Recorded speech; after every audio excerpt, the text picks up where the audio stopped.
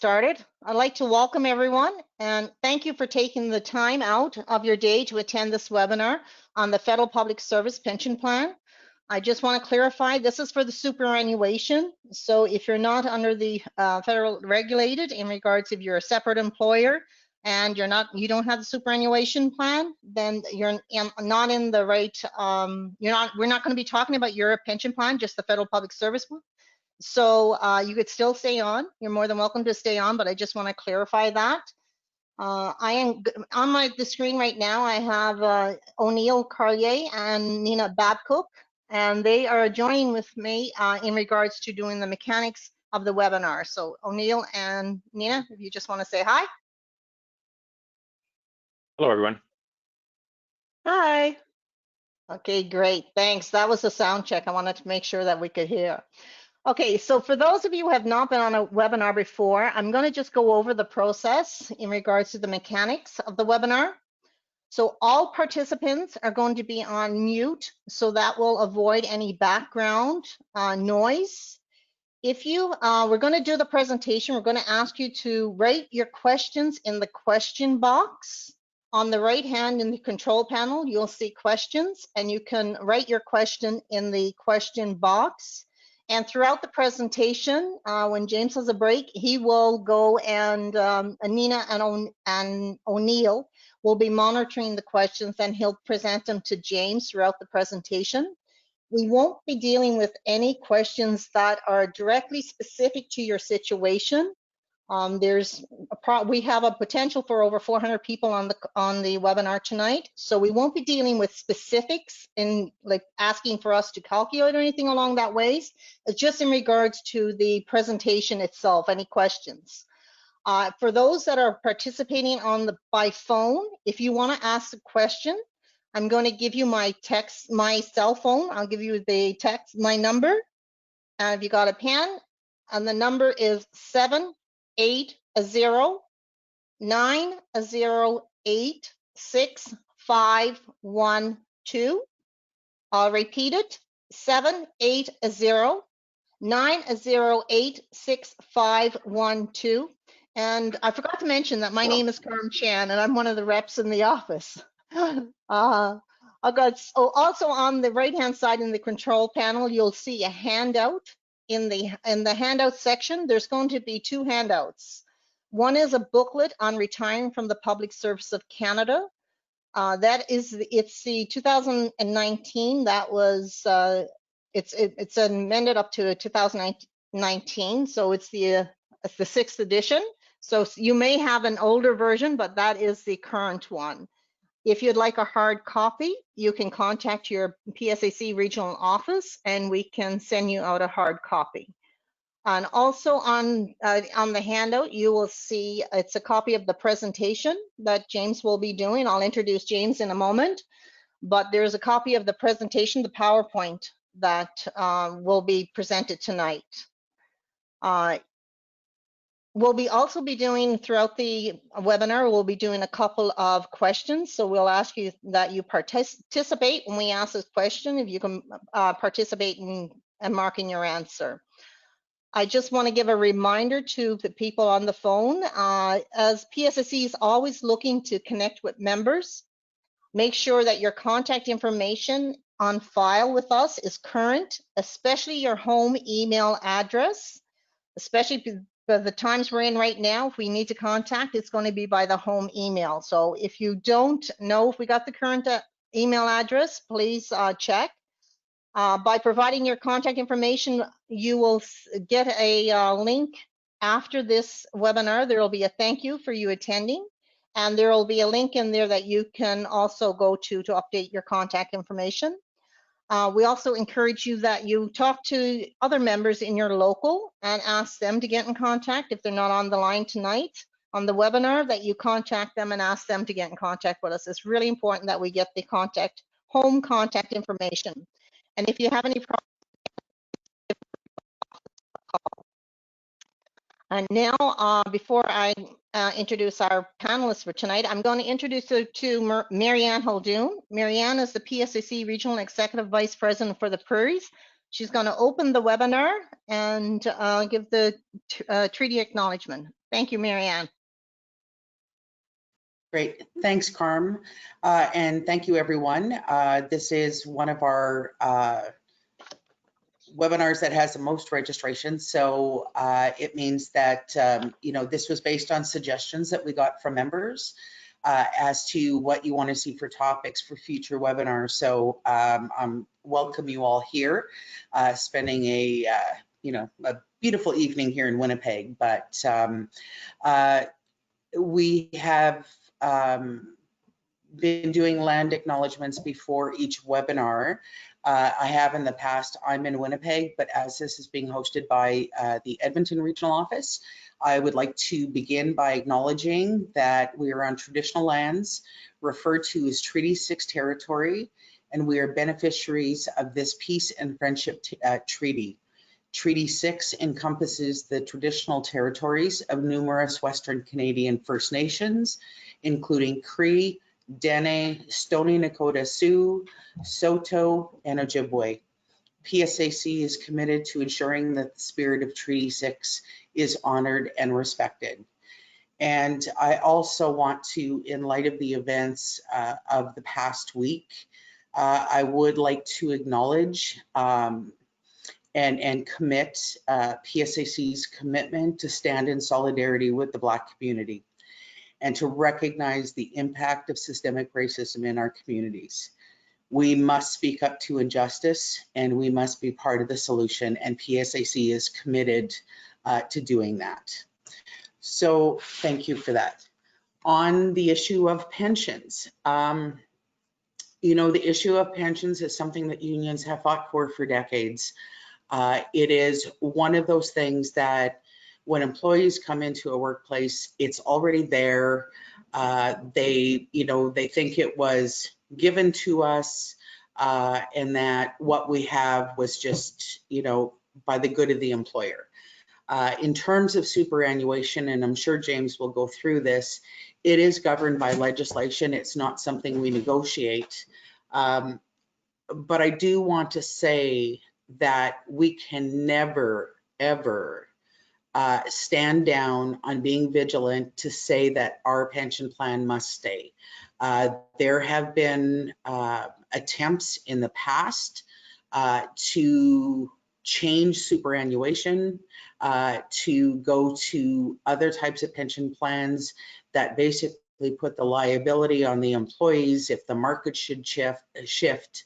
And so while for now, the presentation you're going to get is what we have right now, as a union, we believe in retirement security, and we will continue to fight to make sure superannuation is available to every federal public service worker in the future. But we also fight for our members in other sectors that have no pension plan, that have defined contribution plans that are subject to market fluctuations. So,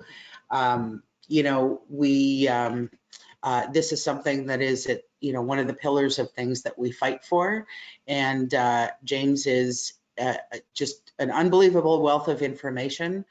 So I'll stop there because I know that everybody wants to hear what he has to say, myself included. So thanks everyone, and I'll see you at the end of the webinar. Thank you, Marianne. Before we introduce James, I'm going to ask you to participate in a poll, and we just want to check out and see where our people are tonight in regards to calling or being on the webinar. So I'm on the screen now. You will see what province are you located in. Please select one, either Alberta, Manitoba, Saskatchewan, or other. So you can take a minute just to complete the poll. It'll give us some idea of what our participation rate is.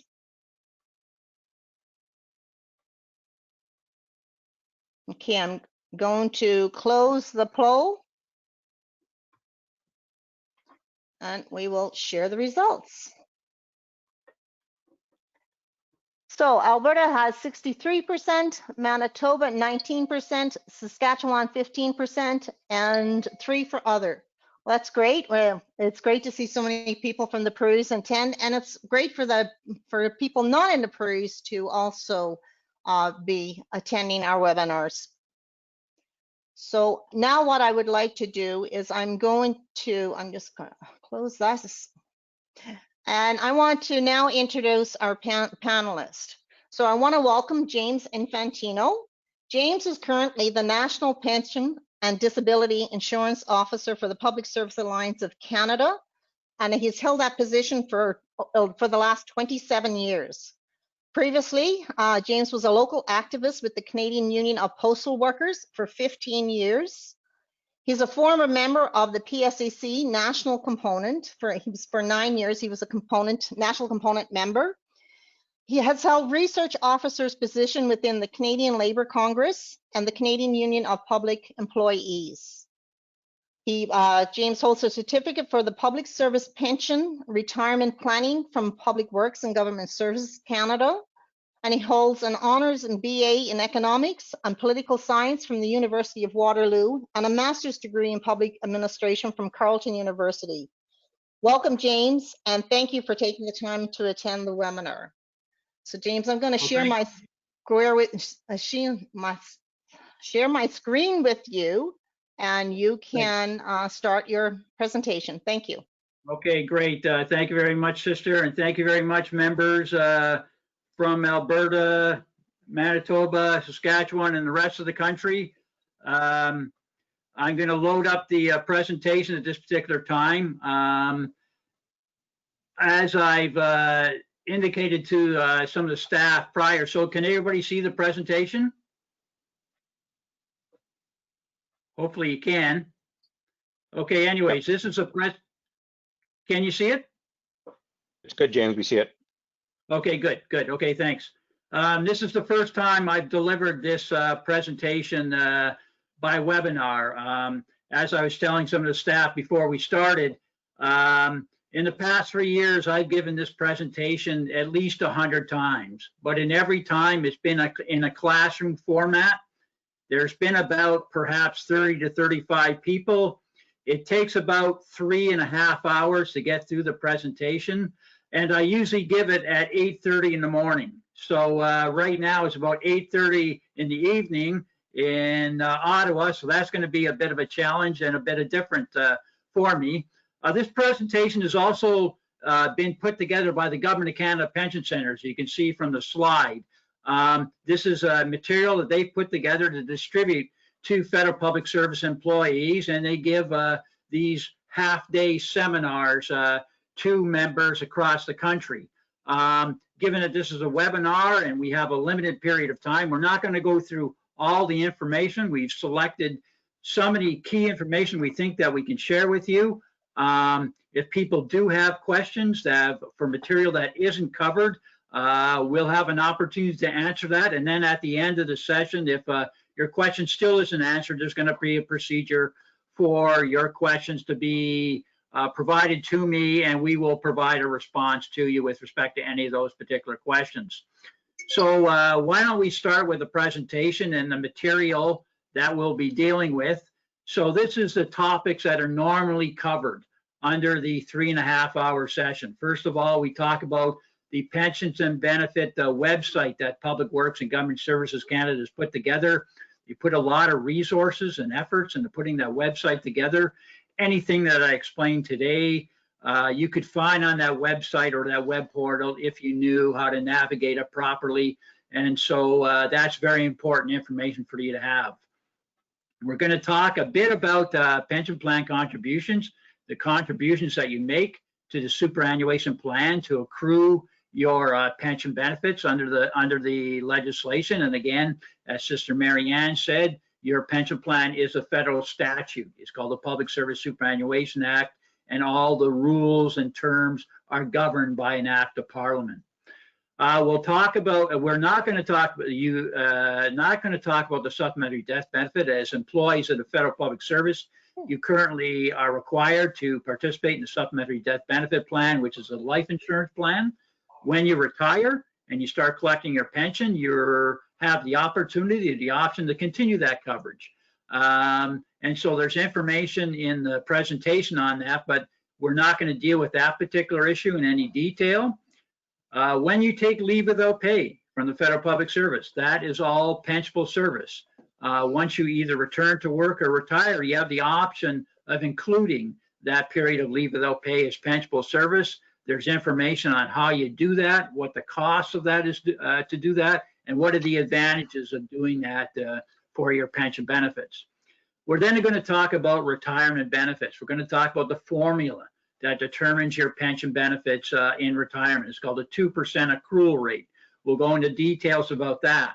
We'll also talk, talk about the age and service requirements that you have to meet to receive an unreduced pension, or if you so choose, a reduced pension. We'll talk about those two types of pensions and what the formula is and how you calculate the benefit entitlements under those two scenarios. So we'll talk about an immediate annuity, which is an unreduced pension benefit payable immediately upon retirement, an annual allowance, which is a reduced pension benefit that also can be paid immediately upon retirement, subject to a penalty or a reduction. And last but not least, a deferred annuity. You can terminate your employment with the federal government and defer your pension benefit until age 60 or 65, depending on when you were hired in the federal public service. We'll then talk about two very important features of the superannuation plan. Indexation. Once you retire from the federal public service, your plan will be indexed to 100% of the rate of inflation, a very, very important and a very, very expensive provision of the superannuation plan. Then we'll talk about the bridge benefit, probably the most confounding and confusing aspect of the superannuation plan. You'll find out during the course of the presentation that both your contribution rates and benefit entitlements are integrated or coordinated with the contribution rates and benefit entitlements that you accrue under the Canada and Quebec pension plan. Now, the practical implication of that is that once you retire from the federal public service and you're collecting a pension benefit based on the 2% accrual formula, once you reach age 65, you're going to see a reduction in that benefit. You're going to lose what's called the bridge benefit. Why age 65?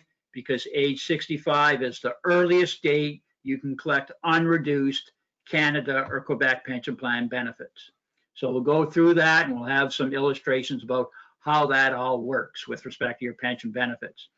Now, there are provisions in the superannuation plan for you to buy back previous service you may have had, previous service you may have had with the federal public service as a term employee or a casual, previous service you may have had with Canadian Forces, previous service you may have had with the RCMP, or even previous service you may have had with an outside employer.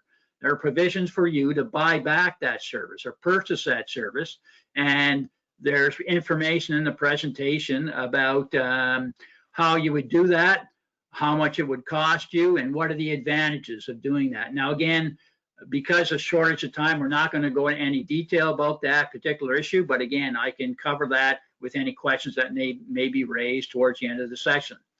Survivor benefits. What happens on the death of a plan member or a plan pensioner? Well, the superannuation plan provides very generous benefits for both the spouse and children. We'll talk about who meets the criteria of spouse and who would meet the criteria of children and what they'd be entitled to.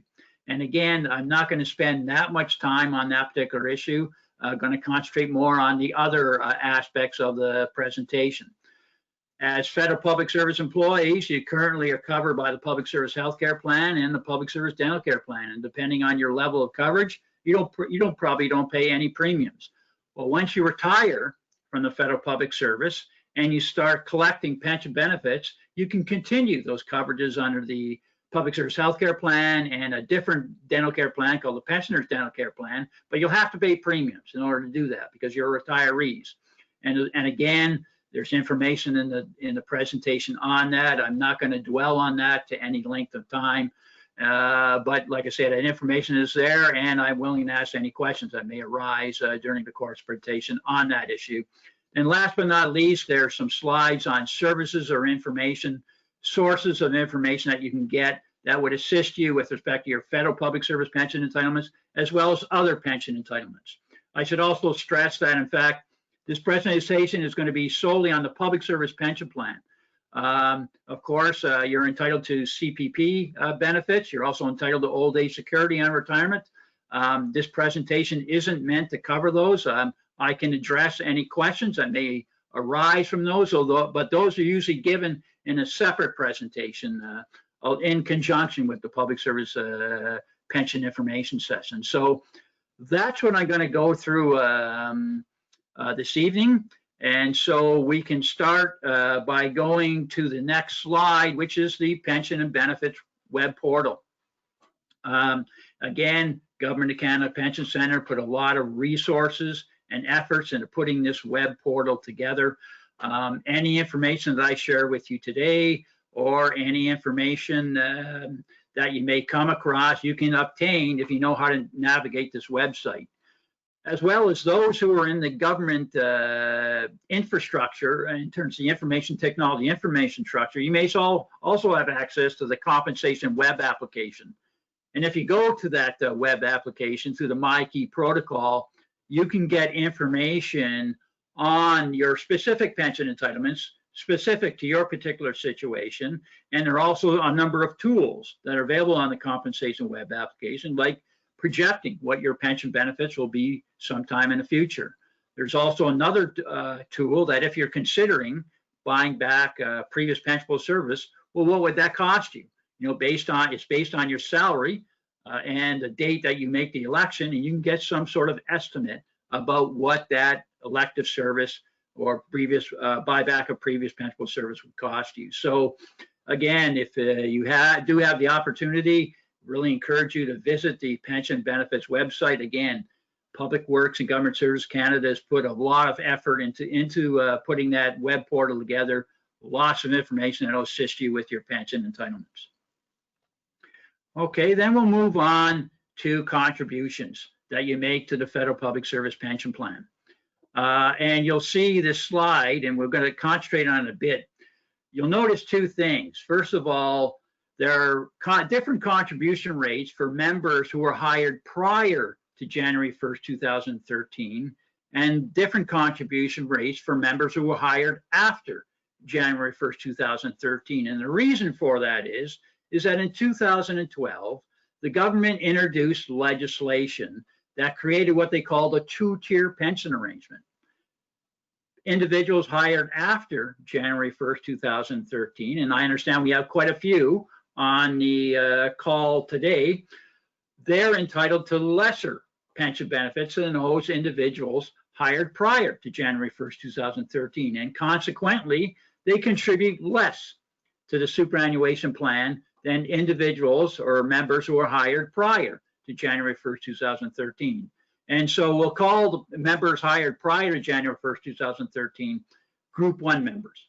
Okay, so Group 1 members currently in 2020, they contribute 9.53% of their salary that they earn up to what they call the QPP, CPP yearly maximal pensionable earnings, which for 2000 was $58,700. So they contribute 9.53% of their salary up to $58,700. And then above that amount, they pay 11.72% of their salary. Group 2 members who were hired after January 1st, 2013, they pay different contribution rates. They pay 8.69% of their salary up to the yearly maximum pensionable earnings of $58,700. And then they pay 10.15% above that amount.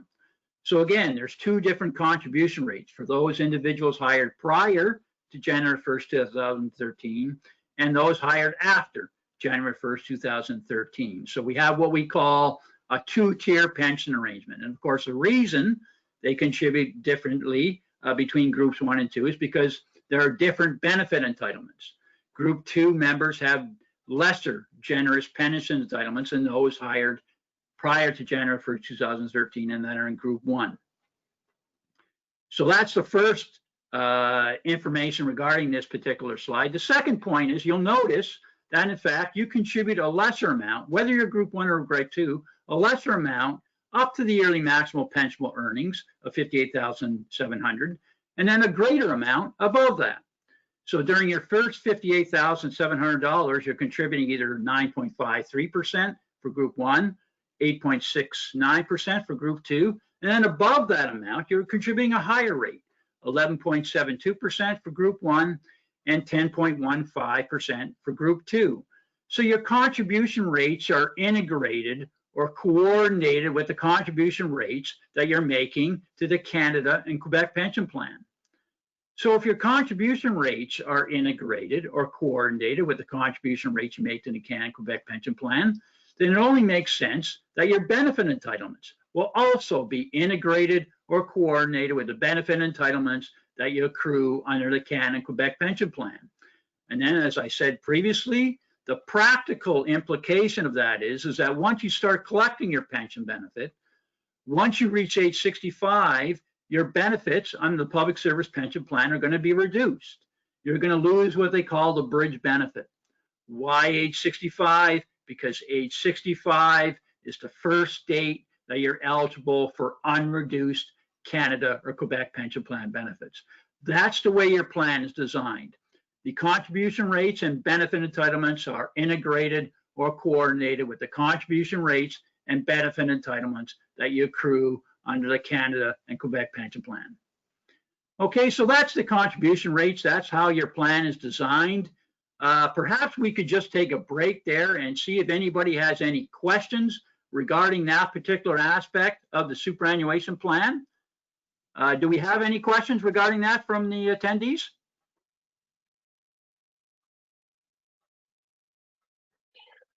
James O'Neill here. We have a number of questions that are fairly all over the place. Perhaps just because you know the style of the presentation, why don't we change gears just a bit and ask those questions towards the end of the presentation instead of during.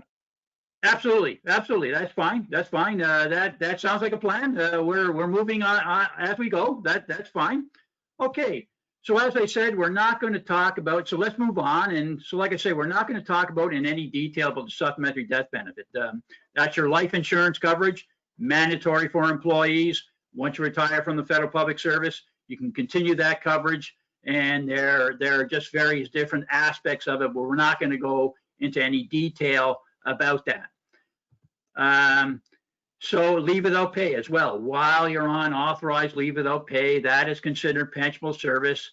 When you return from your leave without pay, you have options about whether you want to buy back that accrued pensionable service as leave without pay. And there it's either single or double rate, depending on the type of leave you've taken. And again, so you have that option. So there are details about that. There are also restrictions under the Income Tax Act about how much leave without pay you can actually count as pensionable service. So again, we're not going to discuss that in any detail, again, unless there's questions towards the end of the presentation. Again, there's two different types of retirement benefits. There are lump sum benefits, return to contributions or transfer value. We're not going to talk about those. Return to contributions if you have less than 2 years of pensionable service. Transfer value if you terminate your employment and you're less than age 50 in Group 1 or less than age 55 in Group 2. We're going to instead concentrate on monthly benefits. There's three different types of monthly benefits. First of all, there's the immediate annuity.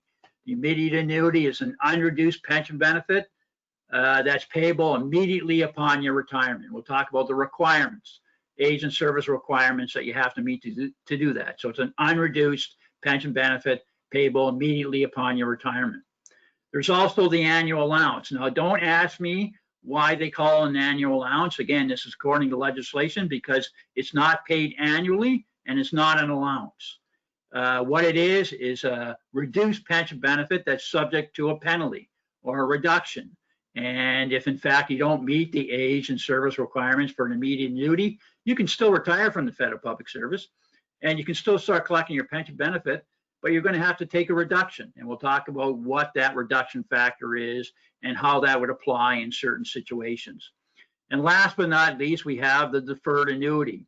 What is a deferred annuity is an unreduced pension benefit that's deferred into the future. If you're Group 1, it's deferred until age 60. If you're Group 2, it's deferred until age 65.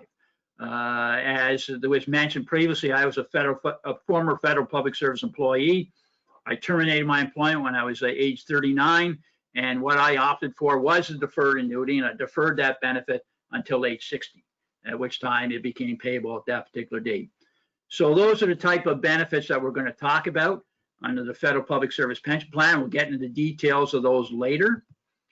Okay, so these are the lump sum benefits. Again, we're not going to go into detail about that. And again, more on the transfer value, lump sum benefits.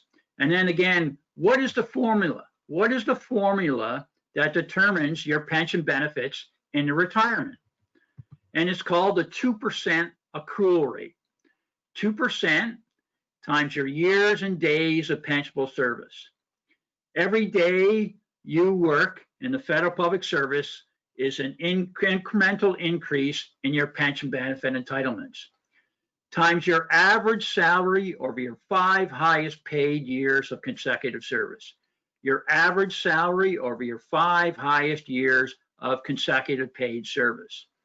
Now, in 99% of the time, your average salary over your 5 highest years of consecutive service are usually your last years, but that is not always the case. For example, you may know someone who, for whatever reason, decides to take a voluntary demotion before they terminate their employment and retire. Lots of reasons for doing that. Well, in that case, their highest average paid 5 years of service may not be their last 5 years. It may be some previous period of time, and the Public Service Pension Center will use that period of time, and they can calculate that to calculate their pension benefits under the superannuation plan. Another example may be is you may know someone who worked in an acting position previously, and that acting position actually paid them more than the salary that they were earning on their day of retirement. In that particular case, depending on how long they worked in that acting position, that may be the period that they use for the calculation of your pension benefits. Again, it's based on your 5 consecutive years of highest paid service, and the Public Service Pension Center has the technology to be able to calculate that and use that for your pension benefit services. So that's the 2% accrual rate. So you'll see that there's a couple examples of the calculation there. What happens if you have 32 years of pensionable service and you're earning an average highest earnings, 5 years of earnings of $60,000? Well, you can see the calculation there. It would be approximately $38,000 a year or $3,000 a month. For example, if you had only 17 years of service, then again, the formula would be 2% times 17 years times your highest average salary of $60,000, and you get a lower pension benefit of approximately $20,400 a year or approximately $1,700 a month. So the more service you have, the higher your pension benefit will be. So that's the way your plan works. It's called the 2% accrual rate. 2% times your years and days of pensionable service times your average salary over your highest 5 paid consecutive years of service. Okay. Now the next slide, this slide indicates is that if in fact you work part-time, like I did when I was in the Federal Public Service, and actually part-time, not on some sort of rehabilitation, graduated, return to work. If you're actually part-time, well, your pension benefits will be prorated for that period based on the number of hours of part-time in comparison with the standard work week. That's all that slide is meant to indicate. Okay, so let's go into when you're entitled to receive an immediate annuity. And as we talked about that, an immediate annuity is an immediate unreduced pension benefit that's payable immediately upon your retirement. So let's take the example, first of all, for an immediate annuity. Now, when you see the brackets there in that slide, those brackets designate group 2. Okay, so in the case of an immediate annuity, if you're age 60 and you're in group 1 and you have at least 2 years of pensionable service, you're entitled to an immediate unreduced pension benefit based on the 2% accrual formula. So that's age 60 with 2 years of service if you're group 1, and age 65 with 2 years of service if you're group 2. Also, if you're age 55 and you're in group 1 and you have at least 30 years of service, you're entitled to an immediate unreduced pension benefit immediately upon your retirement. It's called the 50-30 rule. And again, for group 2 that have less generous pension entitlements as a result of the 2-tier pension formula, the requirements are age 60 and 30 years of service. So you can see what they did with the legislation in 2012. They ratcheted up the age requirement in order to be eligible for a pension benefit by 5 years. So that's actually what they've done in terms of the legislation with respect to the 2-tier pension arrangement. We also have a provision under superannuation plan in the last row. It's called medical retirement. If in fact you are declared by Health Canada to be totally and permanently disabled, no matter what age you are, as long as you have 2 years of pensionable service, you're entitled to an immediate annuity based on your years of pensionable service on the date that Health Canada declares you to be totally and permanently disabled. It's referred to as a medical retirement. So those are the only 3 possibilities under the Federal Public Service Pension Plan for an employee to retire on an immediate annuity based on those particular ages and those particular years of service. Okay. So does everybody still see the slide? You can see it, Okay, James. there we go. Okay, Yeah, James. okay, good. I just had a bit of an issue there. Okay, so that's the immediate annuity. Now, you don't have to work till age 60 or 55 and have 30 years of service to retire from the Federal Public Service. But if you don't meet those age and service requirements, you can still retire, but you're going to have to take a reduction. You're going to have to take a reduction in your pension benefit entitlements. And so, first of all, this first slide indicates when you'd be actually entitled to take an annual allowance. And it indicates there, if you're less than age 50, or if you're 55, or if you're group 2 and less than age 55, then in fact, what it is that when you can actually start to collect your annual allowance. You can see in the chart it indicates that either age 50 or the date you exercise the option. Now, if you're age 50 or 55 and you have at least years of at least 2 years of pensionable service, it indicates when you're eligible to opt for an annual allowance. It either be the date of termination of employment or the date you exercise your option. The later of those two, that's when you can opt for an annual allowance. So all that slide is indicating is the dates of eligibility that would allow you to opt for an annual allowance. And an annual allowance, of course, is a reduced pension. You don't meet the age and service requirements for an unreduced pension, and therefore you opt for an annual allowance if you so choose, and you'd have to take a reduction in order to start collecting that benefit. Okay, now the question is, well, what is your pension reduced by? What is the reduction factor? What is the penalty? Well, the next slide indicates the formulae for calculating the pension benefit. And as you can see, unless you're an applied mathematician, it's very, very difficult to calculate the pension benefit reduction. So I usually go through this slide. I can usually go through examples. It's easier in the classroom. But as you can see, if you're less than 50, and this is just for group 1, these are the reduction factors for group 2. And again, you can see everything is ratcheted up by 5 years. So just for an example, say you're someone who is 50 years old and you only have 24 years of service or 20 years of service. The question is if you decide to retire at 50 and you want to start collecting the annual allowance, well, what would be the reduction factor? And as you can see in the column, the reduction factor would be 60 minus your age times 5%. So in the example that I used, if you were 50 and you had only 20 years of service, the reduction factor to your pension benefit would be 60 minus 50, which is 10 times 5%. So the benefit formula that would be generated on a 2% accrual rate, that would be reduced by 50%. Okay, so that's the way the annual allowance operates. You can see there's also what we call the 50-25 rule.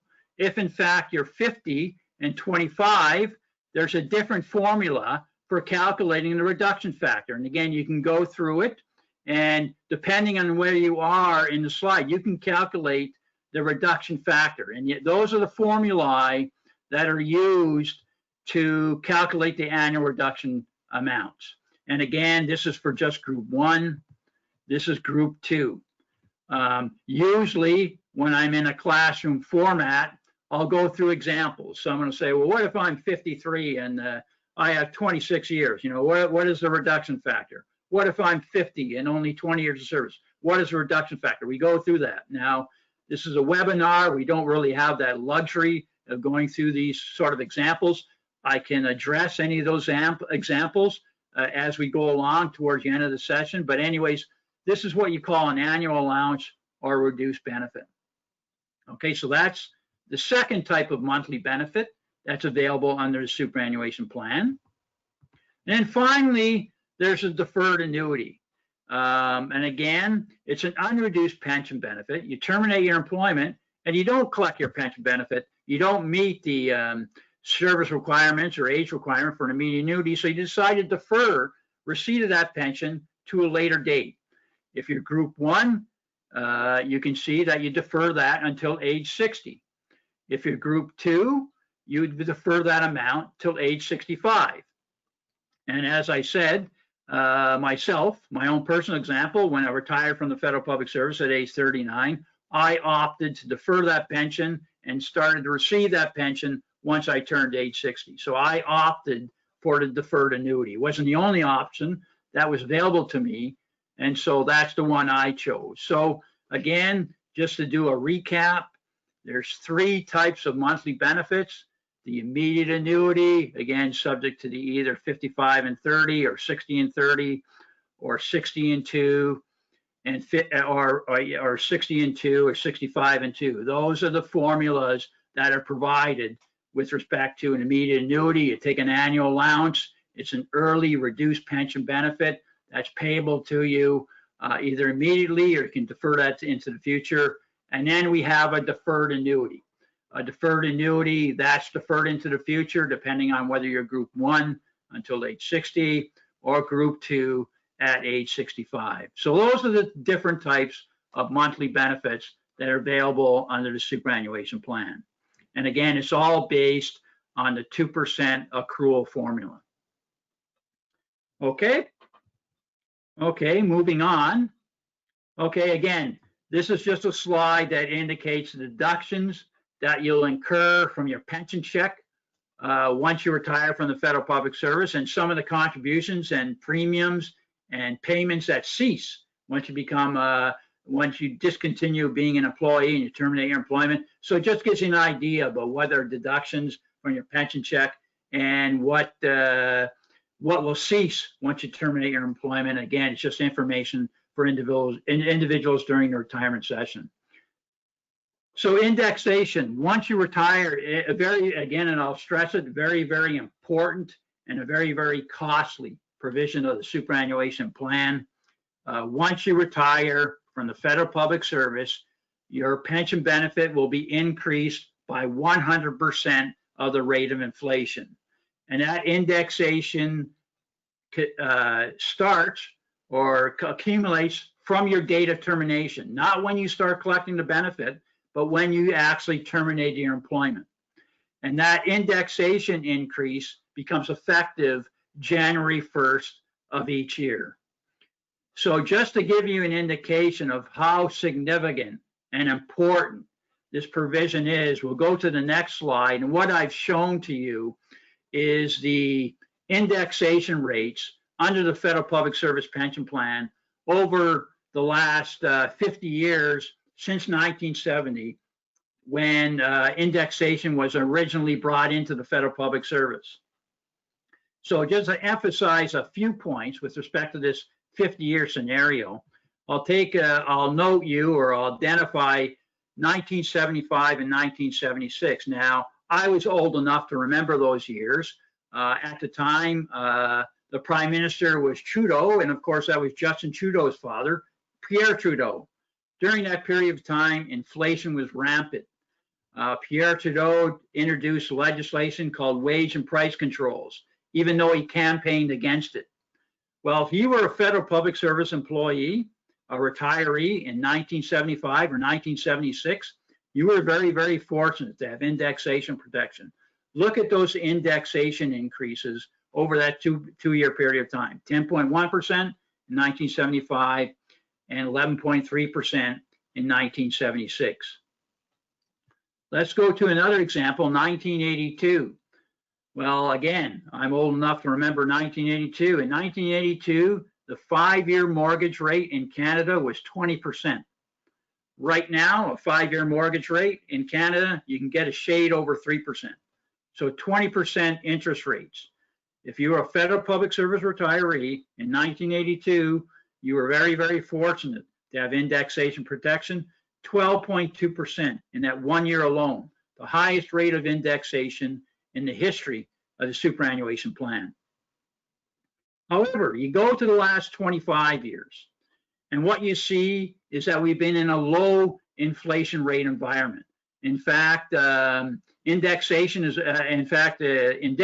only been above 3% once, and that was in 2003.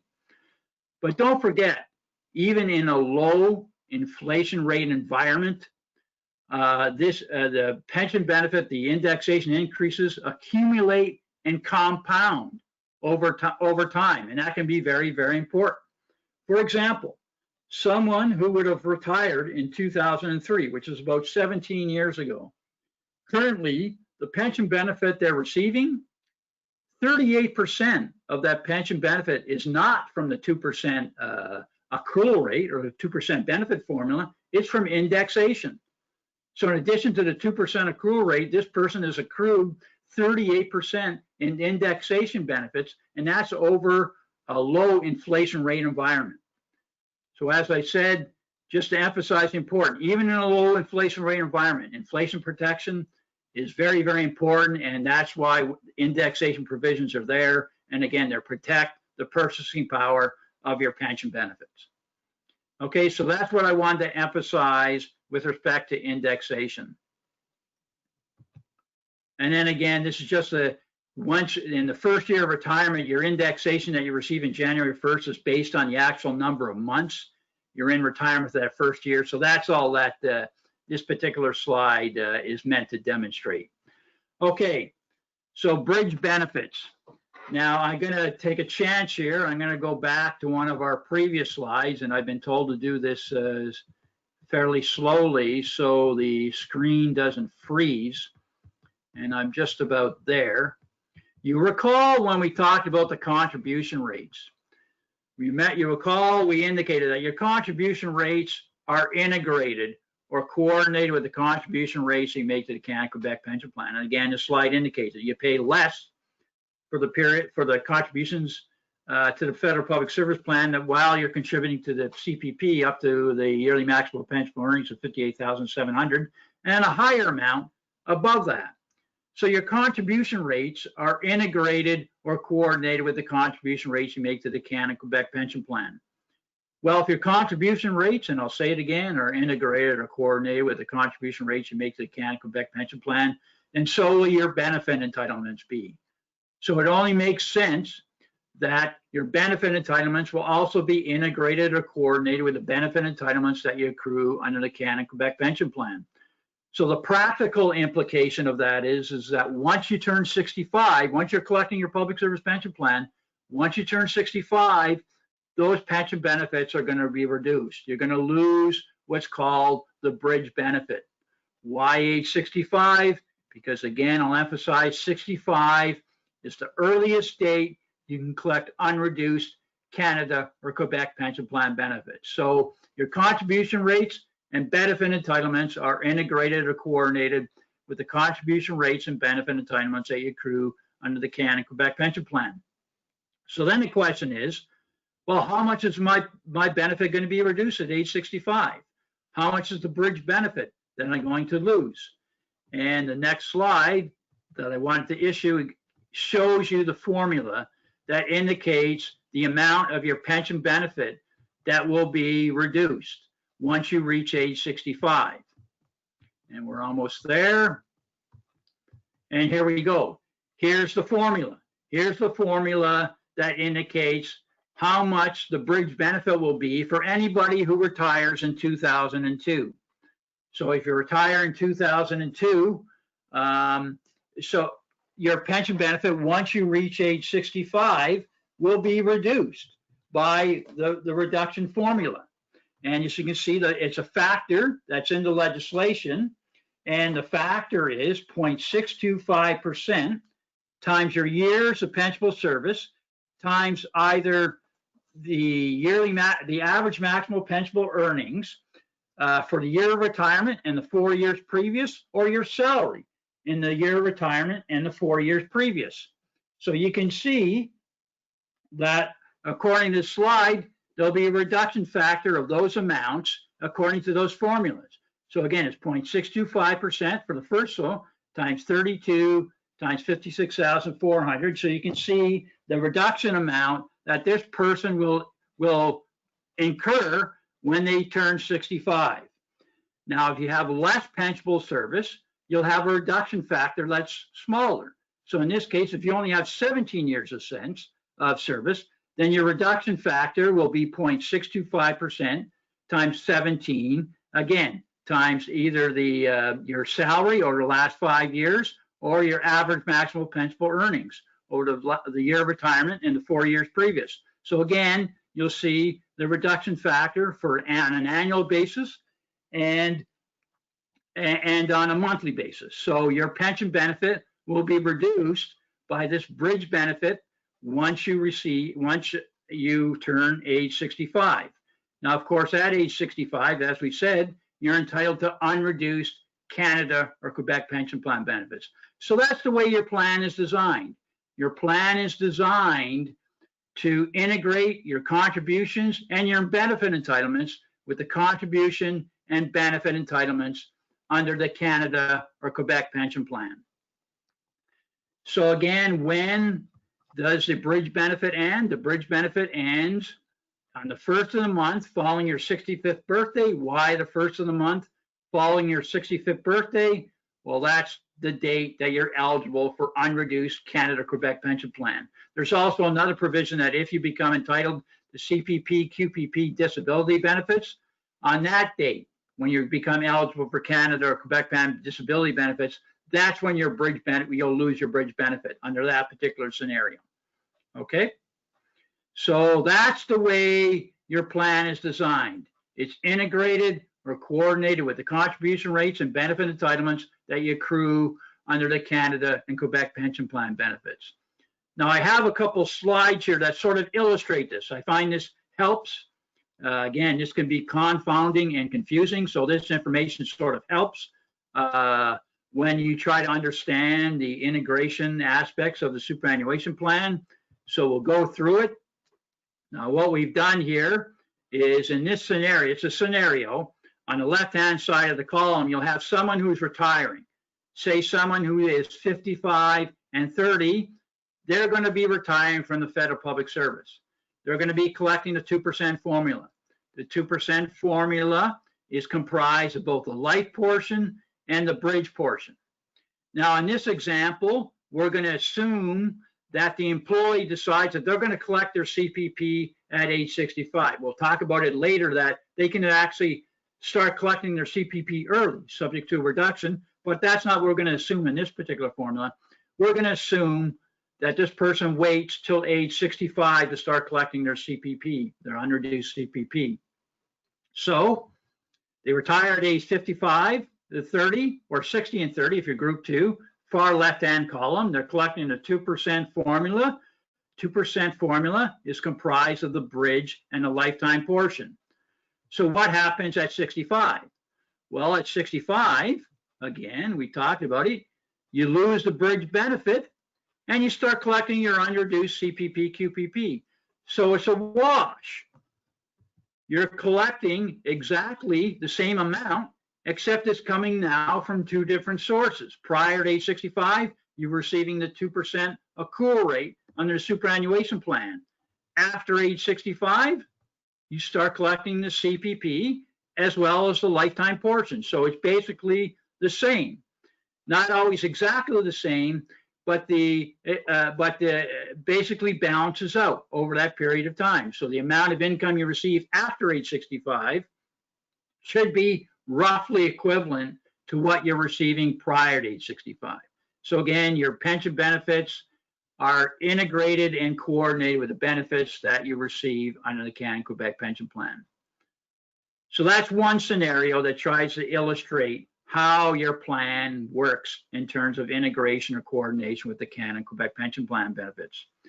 Now, when I give this presentation in the classroom setting, I always get someone in the class who indicates, well, James, everybody knows you start collecting your CPP early at age 60. And that's not true. Some people do, but some people don't. So what happens with respect to the integration formula for someone who decides to start collecting their pension, their CPP benefits at age 60? How does that all work? So again, we take the same scenario, far left-hand side of the column, someone who is 55 and 30, they retire from the federal public service, they're collecting the 2% formula. The 2% formula is comprised of both the life portion and the bridge portion. Then at age 60, they decide that they're going to start collecting early CPP, QPP. So do they lose the bridge benefit when they start collecting early CPP, QPP? Well, no. Why don't they lose the bridge benefit? Because the legislation, as I said before, you don't lose the bridge benefit until you're reach age 65. So what these people are doing in this example, they're stacking. They're stacking the early CPP, QPP benefit on top of the 2% accrual rate. Now, in 2018, the most popular age of retirement in the federal public service was age 55. Now, if you're wondering why age 55, of course, it's age 55 and 30. Members reach age 55, they had the 30 years of service, they've had enough, they're going out of the federal public service on an unreduced pension. The most second popular age of retirement, of course, is age 60. And of course, if you do the math, and sometimes you can go through these work versus retirement scenarios, if you've got any sort of pensionable service and you take that 2% formula and you add early reduced CPP, QPP benefits, you really have to ask yourself what you're still doing in the workforce, because the marginal rate of your income at that particular stage falls dramatically after that period of time. So many people elect at some point in their career in the federal is to retire at age 60, start collecting the CPP early, and in terms of net income, it almost balances out to remaining in the workforce. So again, everybody has their own choices and their own decisions, but basically that's what happens. But then in this scenario, what happens at age 65? Well, at age 65, as I said previously, you lose the bridge benefit. Now, is the bridge benefit reduced because you decided that you're going to start collecting your CPP, QPP early? Well, the answer is no. It's not reduced because there's a formula that determines the bridge benefit. So in this example, the bridge benefit that's lost at age 65 is going to be more, in all likelihood, more than what they're collecting in CPP, QPP. Why? Because these individuals have decided to start collecting their early CPP, QPP early. And so that's, again, how the integration coordination feature works for individuals who, in fact, opt to start collecting their CPP, QPP early. So that's basically the integration of your public service pension benefits with your CPP, QPP benefits that you accrue under that particular public plan. And so hopefully those slides have maybe illustrated that a bit clearer. So that deals basically with the integration coordination features of the superannuation plan. And again, not going to spend a lot of time on this aspect. You can buy back pensionable service, either previous pensionable service in the public service, Canadian Forces, RCMP, even outside employer. There's methods to do that. It increases your pensionable service, why you would do that. There's a cost to it. There's methods of repaying that cost, and usually you require a medical examination. But I'm not going to go into any detail about that. Survivor benefits, what happens when a plan member passes away or a plan pensioner passes away? Well, they're very, very generous survivor benefits for both the surviving and common law spouse or the surviving children. Again, there's a formula for that. Who qualifies as a child, who qualifies as a spouse or a common law partner, what they're entitled to. And again, that information is there and is also available on the web portal provided by the Government of Canada Pension Centre. There's a minimum survivor benefit in case you pass away and there is no surviving spouse or surviving child. It's called the minimum 5-year benefit rule. Again, not going to go or dwell in any detail on that. Again, use all contribute as federal public service employees to the public service healthcare plan and the public service dental care plan. When you retire from the federal public service, you can continue those coverages once you start receiving your pension benefit, but you're going to have to pay premium rates. And so this is a chart of the premium rates that apply if in fact you're a retiree and you opt for public service healthcare plan coverage after retirement, and then pensioners dental services plan after retirement. It gives you the premium rates and the options and some of the rules that apply for that sort of coverage. And again, this is just certain information that they wanted to share with you. There are pension transfer agreements under the Public Service Superannuation Act, and you decide to terminate your employment and go to an outside employer. There's 90 pension transfer agreements. You talk about your pension plans are subject to division based on divorce or separation. What happens if you become disabled after you retire? There's some provisions with respect to that. What happens when you become reemployed and you're collecting a pension benefit? There are rules about that. And again, the web portal discusses those rules in detail. And then the optional survivor benefit, the survivor benefits that we talked about are only payable if you're married or in a common law relationship that starts prior to retirement. There are different provisions for after retirement. This slide just gives you information on different sources of information you can collect regarding your Canada pension plan benefits, your old age security benefits, your public service healthcare plan, your pensioners dental services plan, as well as a retirees organization. And then last but not least, the 1-800 number, or the 1-800 number for the Government of Canada Pension Centre, 1-800-561-7930. 500 officers based in Shediac, New Brunswick, who do nothing day in and day out but answer questions from members such as yourselves or retirees regarding their pension benefit entitlements. And their service protocol is very good. And if you have a question with that, those are the people to talk to in order to get the answers that you're looking for.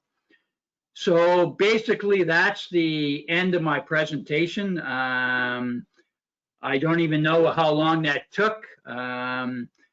If there's areas that people want me to go through again, I'd be more than willing to do that. And I'd be more than willing to address any questions or concerns people may have had about the contents.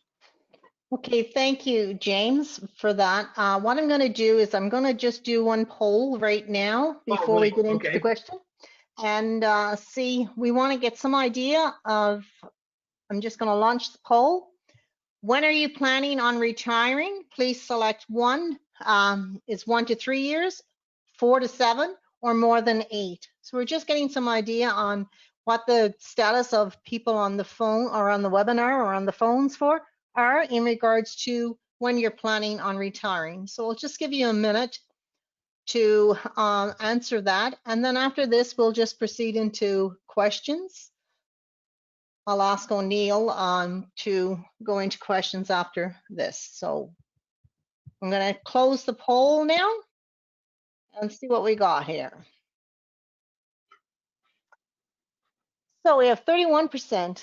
So a lot of new ones with 1 to 3 years of service, 21% for 4 to 7 years, and we have 48% with more years, or 2 still have more than 8 years, sorry, before they retire.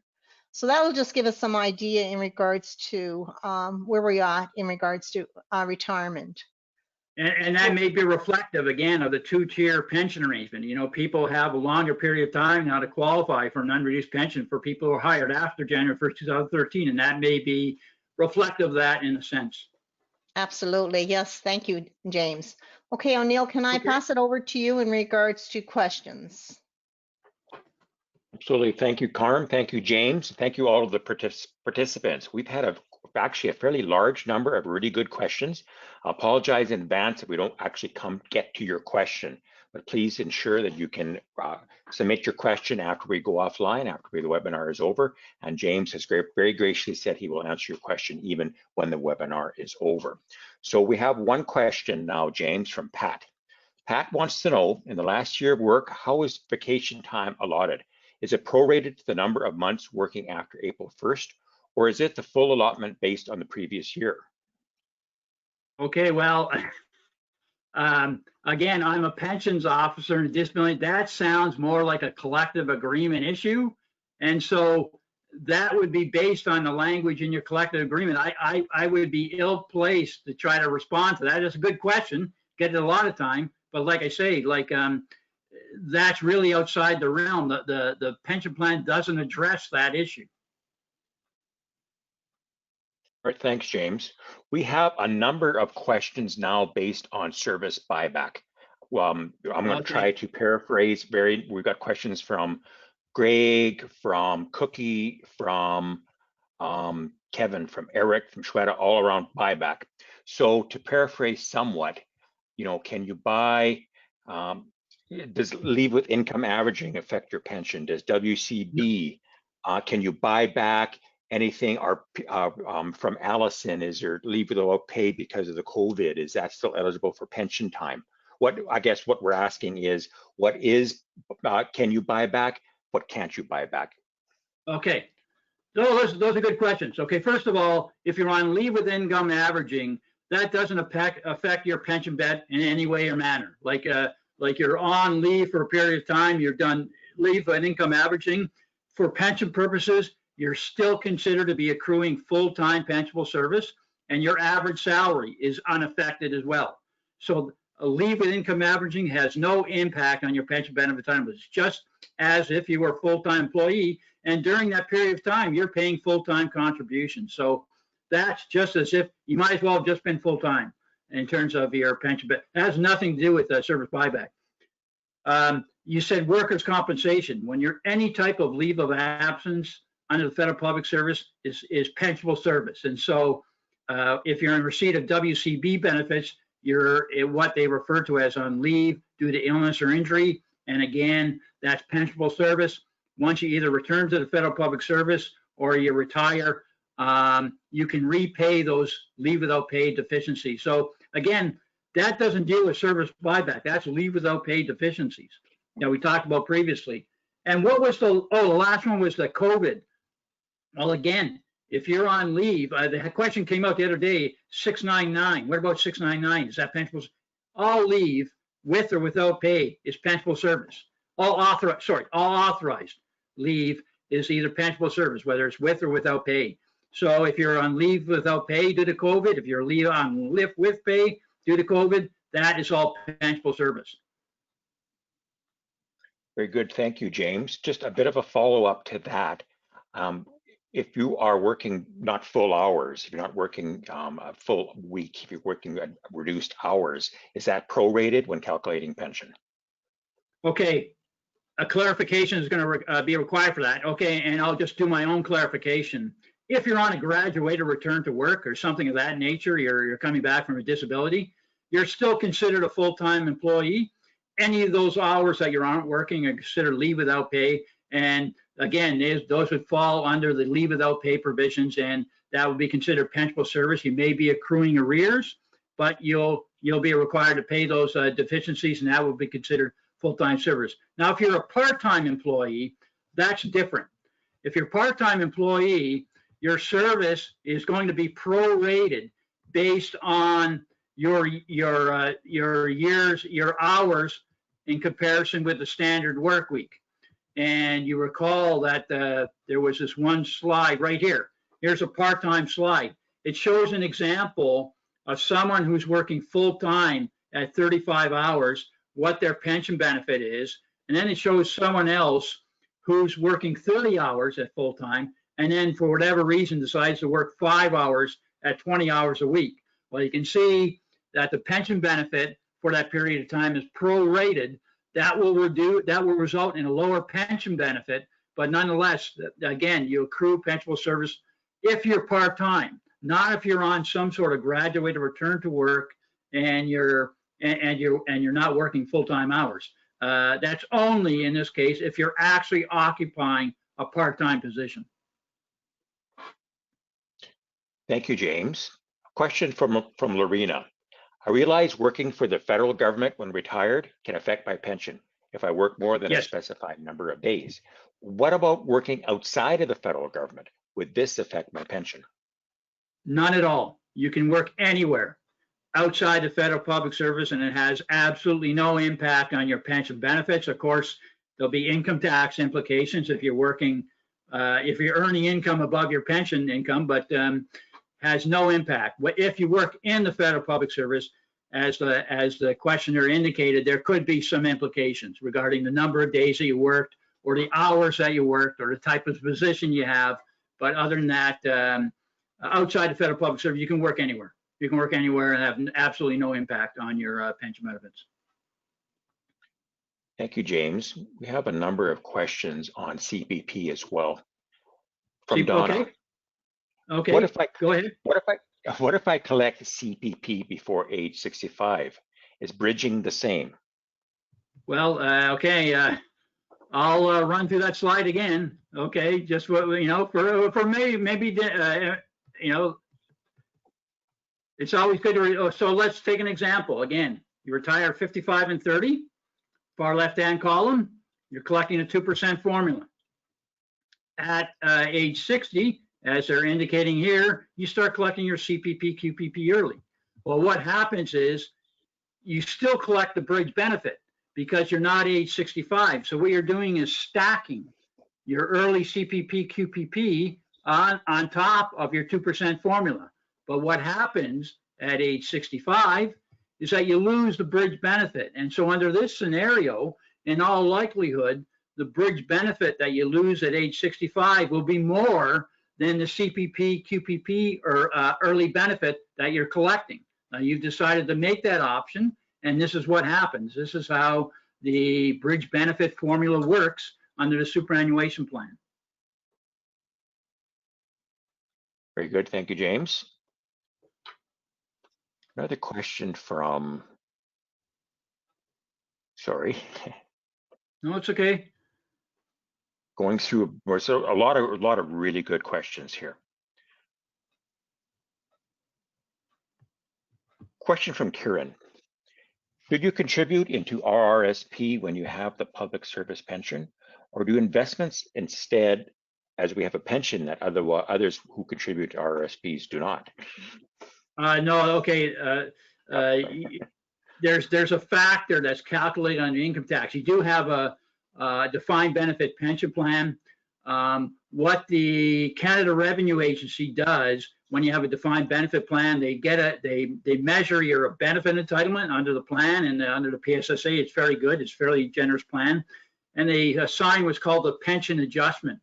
So when you have that pension adjustment factor, that determines how much RSP contribution room you have. It limits the amount of contribution room you have. I imagine many federal public servants, they have some RSP contribution room, but it's limited.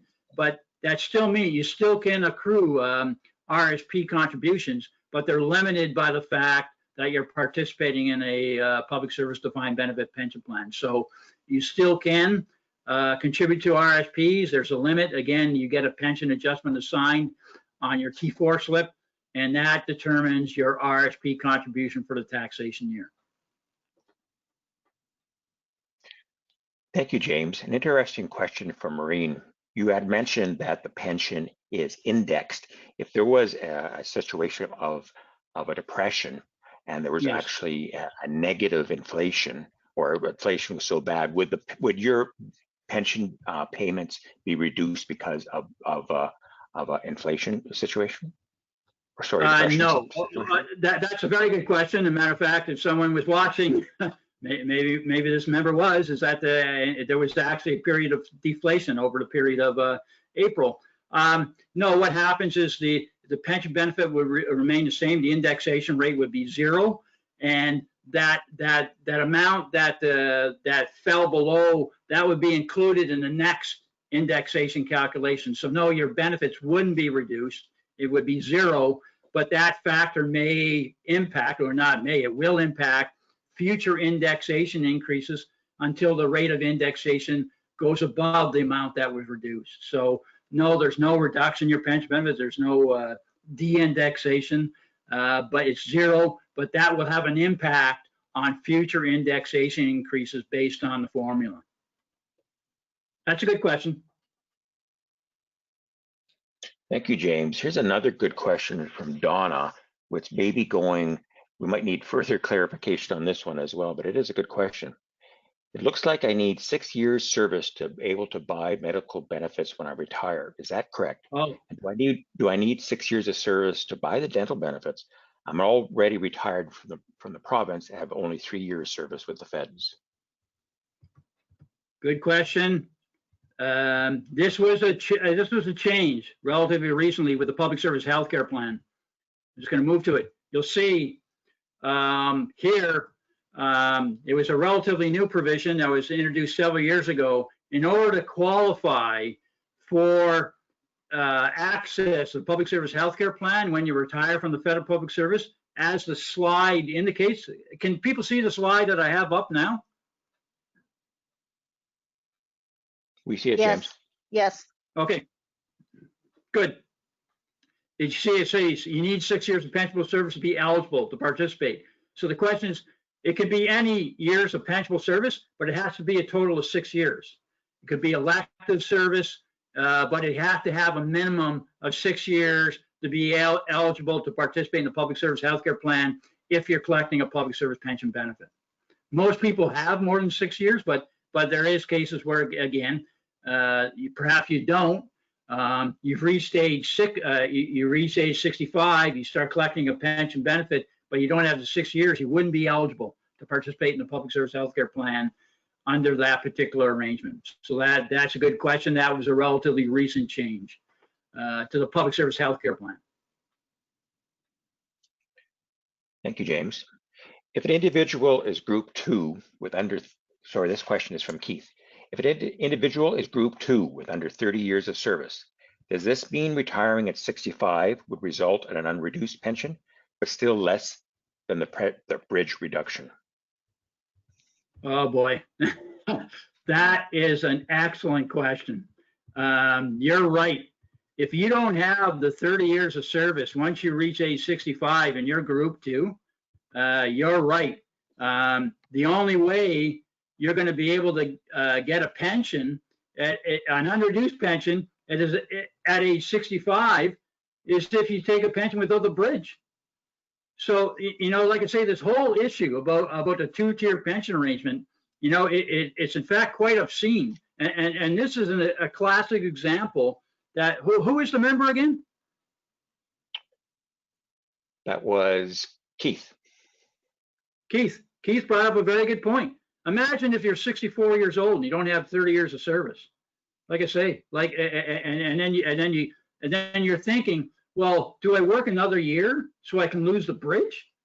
And like I say, and all I can say is to Keith is, you see the formula, you see what the bridge is, what you lose, and then you make a calculation about what the additional year of pensionable service will do for you. And you have to make an example. And I bet you fall short. I bet any money working that additional year will result in lower pension benefits. That's the obscenity of this 2-tier pension arrangement. Good question, Keith. Congratulations. Thank you, James. Question from Amit. If I leave my services working less than 5 years, do I have to wait until age 65, or is there an option to have my pension paid out upon my termination? Okay, well, okay, I didn't, okay, where are we here? It depends on how old you are. If in fact, so I'm assuming this person's age is group 2. So if you only have 5 years of service and you're age 55, you can opt for what they call the transfer value. And the transfer value is a lump sum payment. A portion of it you have to transfer into a locked-in RSP, and a portion outside the tax limits is payable to you in cash. If you've got RSP room, then you can shelter that excess amount from income tax. But if you're over 55 and you have only 5 years of service, then again, your option is to start collecting an annual allowance, which is a reduced pension benefit, or deferred until age 65. So those are your options in that particular instance, if you're group 2. Thank you, James. A question from Domislav. Does AMPE include overtime and shift evening and weekend premiums towards your pension calculation? Okay, first of all, no, it doesn't. Under the Public Service Superannuation Act, in terms of pensionable salary, it does not include overtime, does not include shift premiums, does not include weekend premiums. What was the other one that he mentioned? What? Overtime, shift, and weekend premiums. No, you got it from James. No. Okay, none of those are included as pensionable salary, so those are not included in the calculations of your pension benefits or the average maximum pensionable earnings. Thank you, James. Another really good question from Virginia. I understand retired federal employees can be surprised by the amount of tax they owe come tax return time. Can you comment on deductions on pension checks vis-a-vis federal tax? Okay, well, again, pensionable salary is taxable income. This slide here gives you an indication of type of deductions that are made. In terms of taxation, again, it depends on your province and your marginal tax rate. Now, if you're in receipt of pensionable income, there are certain deductions that are available to pensioners and pension income exemptions under that particular. But you're right. I mean, when you're collecting pensionable salary, it's already a reduced income. It's still going to be subject to a marginal tax rate, and so, like I say, that reduces that amount even further. So I think some people can be surprised by that, but that's the way the income tax system works. And again, this slide, and it also, like I say, if you're taking if you're continuing with your supplementary death benefit coverage, if you're continuing with healthcare coverage, dental care premiums, those are all deductions that come from your pension check. So those are amounts they have to pay. And so you're right that reduced income is reduced for even further by income tax withholding and these benefit deductions. Thank you, James. There's a number of questions about getting 60 years of service, 60 years old with years of service, etc. Yes. So I'm going to read Trang's question as it composes of other people's concerns as well. I'm in the second group pension plan. I would be 60 years old with 33 years of service. Should I buy back a service of my 5 months leave without pay? Does it make sense to work past 60 or 63 years old?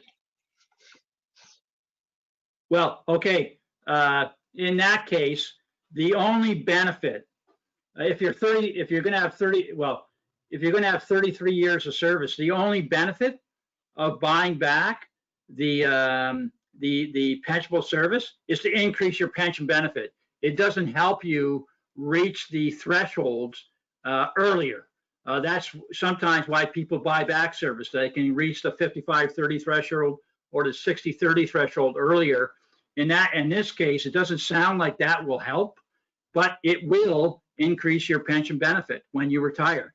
Now, I talked about the web portal and the compensation web application. What this member may want to do is they can get an estimate of what that additional elective service will cost, And then they can do a comparison, a calculation of what their pension benefit entitlement would be with that elective service and what would the pension benefit be without that elective service. And then they can make a decision, you know, is the cost worth the benefit? Now, in this case, like I say, based on years of service, the only benefit, as far as I can tell, is going to be an additional pension benefit. It's not going to help collect the benefit early. So that may weigh on a decision, but those are tools that you can get in the compensation web application and the web portal to assist in the type of decisions that this member wants to make. Thank you, James. We have still a number of questions about buyback. Here's another one that we haven't addressed yet. Here's another one we haven't addressed from Cookie. If you started with the government in 2012 or earlier and now want to do the buyback, would you be on the old plan prior to 2013, or would you stay on the updated second tier pension plan? Well, okay. If you started prior to 2013, you're still under the under Group 1. You're still considered Group 1. So the decision to buy back service, it's based on the type of service you're buying back and the length of time and the salary that you're earning when you decided to elect that service. So the fact that the service may have been before 2013 isn't really relevant in this particular case. So again, it would just be calculated based on the period of time and your pensionable salary when you decided to elect that service. Thank you, James. I have a good question from Alec. What is the risk of my pension changing if Government of Canada amends my pension plan to defined contribution from defined benefit? Perhaps what we're looking here is for a definition of the two different types of plans. Well, okay, that's a good question on a number of fronts. First of all, the public service superannuation plan is called what they refer to as the DB plan or defined benefit plan. And what that means is the benefit is defined by the legislation. Everybody in the federal public service, they get the same pension. It's defined 2% times your years and days of pensionable service times your highest average earnings over your 5 consecutive highest years of earnings. That's a defined benefit. A defined contribution, as the name indicates, defines the contributions. You either pay a percentage of your salary, likely it's a percentage of your salary that's either probably matched by your employer.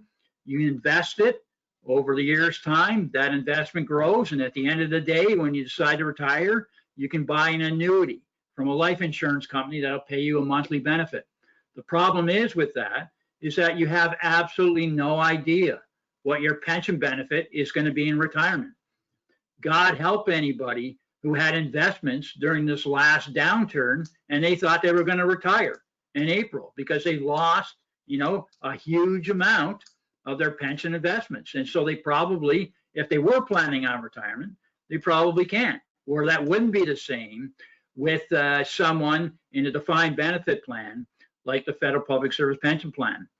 Now, the question is, what is the possibility of that happening? What is the possibility of the federal government moving to change the defined benefit plan to a defined contribution plan? And my response to that is always the same. There's a long-standing British legal principle that applies here, and it's the Queen can do what she bloody well wants. Okay, so no one asked for this two-tier pension arrangement. They just decided that they're going to introduce legislation and bring it in 2012. We didn't ask for that. No one asked for that, but that's what happened. So again, your plan is a statute. It's a federal legislation. It can be changed by an act of parliament. Now, hopefully, a government wouldn't have the audacity of moving in that direction, but you never know. So that's my standard response when I hear that. Anything's on the table. Like I say, when you have a statutory plan, it's subject to legislation, and legislation can be changed. You know, there's only a few ways you can challenge federal legislation of that nature, you know, and in most cases, it probably wouldn't be successful. So that's the best response that I can give to that very, very good question, Malik. Thank you, James. We're going to take one more question. I want to thank everybody for their great questions. We have a lot of questions still, but I'm going to ask this question from Vicky. Is there a lot to take in for such an important? This is a lot to take in for such an important decision, especially if you're not investment or retirement savvy. Is there someone to contact to assist with completing formulas, etc., to help us determine which option is best suited? Okay, as I said, in terms of the Federal Public Service Pension Plan, the place to contact is the Government of Canada Pension Center. And again, there's a number there, 1-800-561-7930. Like I say, these people do nothing day in and day out, but provide or an answer and respond to questions from plan members and plan pensioners. Now, they won't give you advice, just like I won't give you advice, but they'll give you as much information you need to make a decision. Okay, so you're right, it's complicated, it's convoluted, lots of things to take into consideration. But like I say, in terms of source of information for the Federal Public Service Pension Plan, the Government of Canada Pension Center, like I say, they're second to none, very, very efficient operation. Again, this is the Government of Canada Pension Center in Shediac, New Brunswick. It's not the Government of Canada Pay Center in Miramichi, New Brunswick. So don't confuse the two. The standards of service are very much different. Thank you very much, James. We're going to end our Q&A portion this evening. Again, I apologize for all those questions that we haven't got a chance to, but please submit your questions and we'll try our best to determine an answer for you. Thank you. And like I said before, I'm willing to answer those questions. So those can be forwarded to me. I will respond to the member who raised those questions. Okay, awesome.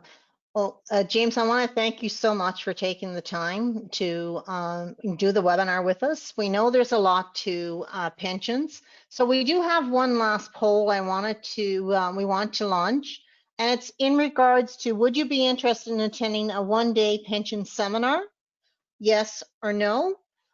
We know that there's a lot to pensions, and we wanted to give you a brief overview and just give you a little bit of a tease, I guess, in regards to the pension plan. And James did a phenomenal job. So we just want to see if there is a desire that we'll look at sending it out to the offices and see if there's possibility. And James has said he's more than willing to come out and do it. So let me close the poll now.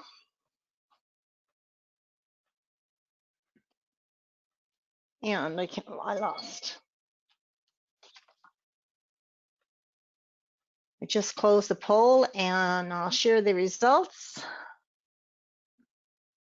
So there is indeed a large percentage that want, the 89% that would like to have a session. So we will have some discussions among the staff in regards to how we go about trying to get more information for people in regards to a pension, because we know it's near and dear to a lot of people's heart and it's extremely important. And we have the access to a phenomenal speaker, James, in regard to his expertise. He's been around a long time and he knows the plan very well. So we'll look at talking about that. I just wanted to. As I said, Carmen, this is a 3-hour presentation. This should be delivered over 3 hours, not an hour and 50 minutes or whatever we did here today. I was rushed to this, so it give a lot of opportunity to explain in detail some of these issues. And how you said in a classroom setting, you can do more examples and where you just don't have that opportunity on this. So that's something that we will be looking at. And I'm going to just ask Marianne, just before I bring Marianne back to do the closing, I just want to remind people, you'll be getting a email after this thanking you for attending the webinar. And a reminder that we have the Prairie's 11th webinar, Get Involved, It's Your Right, on June the 11th at 6 p.m. It's talking about if you ever feel frustrated with decisions made by the government, Whether it's municipal, provincial, or federally, you can make a difference. Sign up for this webinar and join us in the discussion on ways to make your voice matter. So you will get that in an email, but we encourage people, if you're interested, to sign up. Marianne, would you like to come back for some parting words? Yes. Okay, I'm not sure what's happening because I don't see any cameras. I just see James's screen. So I'm not sure if you see me. We see you, Marianne, and we can hear you. Okay, well then I don't know what I've done because I can't see me, so that's all fine. No, I want to thank you.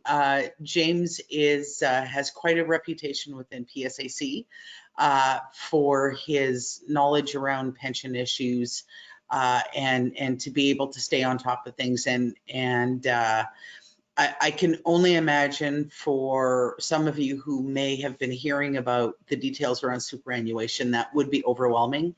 We do record the webinars, so it will be posted on the Prairie's website tomorrow, along with the handouts. So if you want to go back, you want to take a look, you can watch it again. And just a note for those who've been participating in all of them, or if you haven't seen all the webinars, we have gotten them just this past week. We got all of them put onto a YouTube channel. So if you go to prairies.psac.com, up in the top right corner, you'll see a link that will say Prairie's YouTube channel. You click there and you will see all of the webinars. You have to go to the website for the handouts, but you can watch them. You can share that link. You can, do whatever you need to do with it and go back to it for reference. So I want to thank James. I want to thank the staff in Edmonton and the other staff that are in the background doing all of the questions. And thank you to everyone for joining us tonight. And hopefully we see you next week for an absolutely fabulous webinar on getting involved. So thank you and have a great evening, everyone.